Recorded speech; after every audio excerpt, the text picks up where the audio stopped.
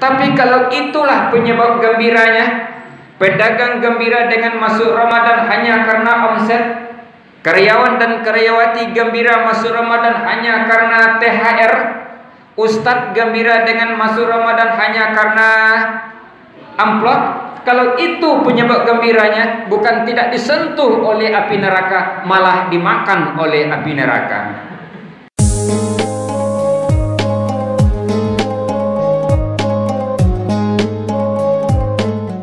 Assalamualaikum warahmatullahi wabarakatuh. Bismillahirrahmanirrahim. Alhamdulillahillazi anzala sakinata fi qulubil mu'minin liyasdadu imanan ma imanihim. Wassalatu wassalamu ala asrofil anbiya'i wal mursalin wa ala alihi wa sahbihi ajmain. Bapak pengurus masjid yang saya hormati, bapak-bapak, ibu-ibu dan adik-adik pelajar jamaah sholat tarawih rahimakumullah.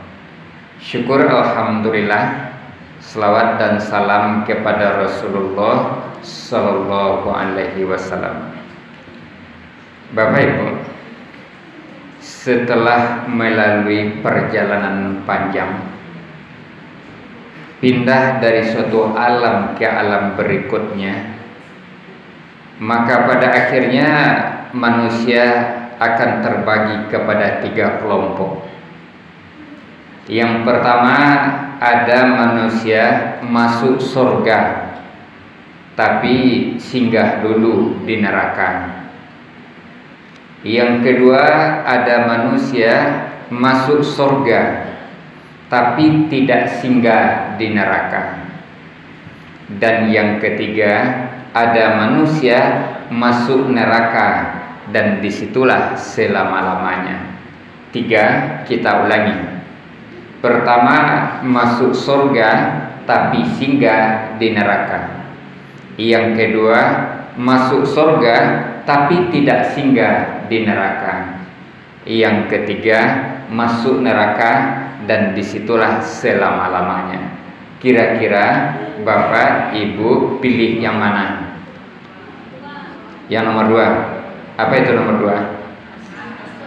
2? Masuk surga tapi tidak singgah di neraka. Ini boleh pilih, tidak perlu melihat teman. Nah, mari kita lihat. Kalau ingin masuk surga, syarat minimalnya 2, yaitunya walladzina amanu wa amilus sholihat. Orang-orang yang beriman dan beramal soleh, ulaika ashabul jannah. Mereka itu adalah penduduk surga, hum fiha khalidun. Mereka kekal di dalamnya. Jadi untuk masuk surga syarat minimalnya 2, yaitunya iman dan amal soleh. Untuk masuk neraka syarat minimalnya 1, yaitunya dosa. Sekarang kita lihat, Bapak Ibu, layado iman. Bang kos ketek yang lain. Ulangi, Bapak Ibu, layado iman. Lain. Layado amal soleh. Lain. Berarti sudah ada tiket ke surga. Iman ada, amal soleh ada, berarti sudah ada tiket ke surga. Nah, dosa kan lain tak dodo. Oh, ada pula. Kalau ada pula dosa, berarti ada pula tiket ke neraka. Jadi sudah ada 2 tiket. Kalau begitu nomor berapa jadinya itu? Nomor berapa jadinya itu? Nomor 1, masuk ke surga tapi singgah dulu ke neraka. Inginnya tadi nomor berapa? Nomor 2. Kalau ingin nomor 2, terpaksa tambah syaratnya 1. Apa syarat yang ketiga? Yang ketiga itu harus dapat ampunan daripada Allah. Kenapa perlu dapat ampunan daripada Allah? Rasul menjelaskan, kullu bani Adam khata'. Setiap anak Adam pasti bersalah. Khairut khata'in, sebaik-baik orang yang bersalah, at-taibun, yaitunya orang-orang yang bertobat. Kalau salah menimbulkan dosa, kalau dia bertobat, dosa diampuni. Jadi kita cek kembali, Bapak Ibu, layado iman, layado amal soleh, lah dapat ampunan dari Allah. Ragu lo belum tahu lo le. Berarti belum di tangan itu yang nomor 2. Nah, oleh karenanya Allah sesuai dengan sifatnya Maha Pengasih, Maha Penyayang, lagi Maha Pengampun. Allah sediakan ampunan itu sepanjang waktu, kapanpun dan dimanapun. Tapi lebih daripada itu, Allah sediakan momen-momen tertentu di mana ampunan itu berlipat ganda.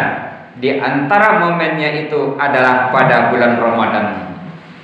Nah, sehingga bulan Ramadan disebut dengan bulan maghfirah, yaitunya bulan ampunan. Bapak Ibu, bukankah kita dengan Ramadan itu bagikan tamu dan tuan rumah? Coba lihat, ketika akan memasuki bulan Ramadan, apa ucapan yang kita ucapkan? Marhaban ya Ramadan. Artinya apa itu? Selamat datang wahai Ramadan. Ramadan adalah tamu, kita adalah tuan rumah. Seolah-olah Allah berkata kepada Ramadan, Ramadan, tolong kunjungi umat Islam di muka bumi, menetap di sana selama 1 bulan penuh, dan tolong bawa oleh-oleh daripadaku. Sekian banyak oleh-oleh itu, satu di antaranya adalah ampunan. Rupanya Ramadan sebagai tamu, bajalan babua bati malenggang babua tangan, banyak bawa oleh-oleh daripada Allah. Salah satu di antaranya adalah ampunan. Seolah-olah Allah berkata, Ramadan, kunjungi umat Islam di muka bumi, hitung semua umat Islam, jangan ada sampai yang tertinggal, masukkan ke database, tolong bawa oleh-oleh, satu di antaranya ampunan, jangan sampai tidak ada yang tidak dapat. Datanglah Ramadan ke muka bumi ini, dibawalah oleh-oleh daripada Allah Subhanahu wa ta'ala, menetaplah di muka bumi sebulan penuh, lalu diteriakkanlah ampunan itu untuk dibagi-bagikan. Tapi apa hendak dikata? Lah sebulan Ramadan bersama umat Islam, ternyata ampunan itu tidak banyak yang habis, justru banyak yang tersisa. Tidak banyak habis ampunan itu, banyak tersisa. Babeda jo bantuan gampo. Kalau bantuan gampo lain tersisa, tidak, kurang malah. Tapi ampunan berlebih.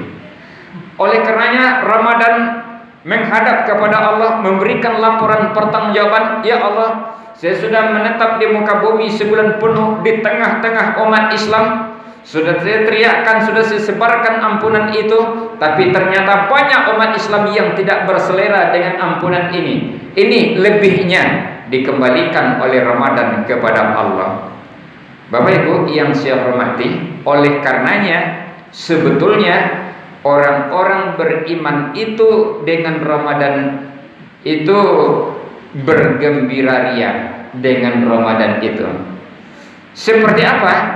Seperti orang dalam tahanan yang punya kesalahan, walaupun tidak semua orang dalam tahanan salah, seperti Nabi Yusuf. Orang dalam tahanan bersalah, dia bergembira dengan tanggal-tanggal tertentu. Ada enggak tanggal-tanggal yang disenangi oleh orang dalam tahanan? Ada. Tanggal berapa? 17 Agustus. Baal makonya senangi tanggal 17 Agustus itu. Dapat ampunan. Namanya itu remisi, pengurangan ampunan. Dan beko ada pula yang diampuni penuh. Bergembira orang dalam tahanan kesalahannya diampuni, bisa dia bebas dari tahanan. Betapa gembiranya orang yang beriman berhadapan dengan Ramadan seperti itu. Gembira. Kenapa? Dosa-dosanya diampuni oleh Allah Subhanahu wa ta'ala. Oleh karenanya saya teringat dengan sebuah hadis. Tapi hadis itu ada yang mengatakan bahwa hadis itu adalah hadis dhaif. Tapi saya lihat isinya sangat berkaitan dengan ini. Dalam hadis itu dikatakan, man fariha bidukhuli Ramadan, siapa yang gembira dengan masuknya bulan Ramadan, haramallahu jasadahu ala niran, Allah mengharamkan jasadnya disentuh oleh api neraka. Kita ulangi, siapa yang gembira dengan masuknya bulan Ramadan, Allah haramkan jasadnya disentuh oleh api neraka. Bapak ibu lay gembira dengan masuk Ramadan? Lay, tidak disentuh oleh api neraka. Tapi perkara gembira, banyak orang yang gembira dengan bulan Ramadan itu, banyak. Yang pertama yang gembira dengan Ramadan, pedagang. Pedagang gembira enggak dengan Ramadan? Gembira. Kenapa? Dagangannya laku, omsetnya naik. Yang kedua yang gembira dengan bulan Ramadan, karyawan dan karyawati, karena dapat THR. Yang ketiga yang gembira dengan Ramadan, ustadz. Ini biar pidatonya adil. Ustadz gembira enggak dengan Ramadan, Bu? Gembira. Kenapa? Oh, ada amplop katanya. Tapi kalau itulah penyebab gembiranya, pedagang gembira dengan masuk Ramadan hanya karena omset, karyawan dan karyawati gembira masuk Ramadan hanya karena THR, ustadz gembira dengan masuk Ramadan hanya karena amplop. Kalau itu penyebab gembiranya, bukan tidak disentuh oleh api neraka, malah dimakan oleh api neraka. Lalu yang gembira yang bagaimana yang tidak disentuh oleh api neraka? Iaitunya orang-orang yang gembira dengan oleh-oleh yang dititipkan Allah melalui Ramadan. Salah satu oleh-olehnya itu adalah ampunan. Kalau dia bergembira dengan ampunan, lalu dia dapati ampunan itu, wajar tidak dia tidak disentuh oleh api neraka? Kan wajar jadinya. Nah, kira-kira seperti apa orang-orang yang diampuni melalui Ramadan itu? Ternyata ditemukan dalam dua buah hadis yang hampir serupa. Yang pertama, man shoma ramadhana imana wa ihtisab. Siapa yang puasa Ramadan dengan iman dan ihtisab, ghufira lahu ma taqaddama min dzanbi, diampuni dosa-dosanya yang telah berlalu. Satu lagi, man qoma ramadhana imana wa ihtisaban. Siapa yang mendirikan Ramadan dengan iman dan ihtisab, ghufira lahu ma taqaddama min dzanbi, diampuni dosa-dosanya yang telah berlalu. Rupanya orang yang melaksanakan puasa dengan iman dan ihtisab, yang mendirikan malam qiyam Ramadan dengan iman dan ihtisab, orang itu yang diampuni dosa-dosanya yang telah berlalu. Bapak, Ibu, lai puasa jo iman, Bu? Lai. Contoh, kita puasa, kiri kanan kita ada orang bergunjing. Kita puasa, kiri kanan kita ada orang bergunjing. Kira-kira awak maindah atau mendake ke orang itu? Siapa yang sanggup menghindar? Yang puasa dengan iman, dia akan menghindar. Saya lagi puasa, saya bukan sekedar menahan lapar dan haus, tapi saya juga menjaga penglihatan, pendengaran. Bagaimanapun hebatnya gunjingannya, bagaimanapun serunya gosipnya, tapi saya lagi puasa, bukan sekedar menahan lapar dan haus, tapi juga menjaga pendengaran. Ditinggalkannya orang bergunjing itu karena dia puasa dengan iman. Nah, kan lain serupa itu awak sadonya ya, Bu? Nah, berarti puasanya jo iman itu.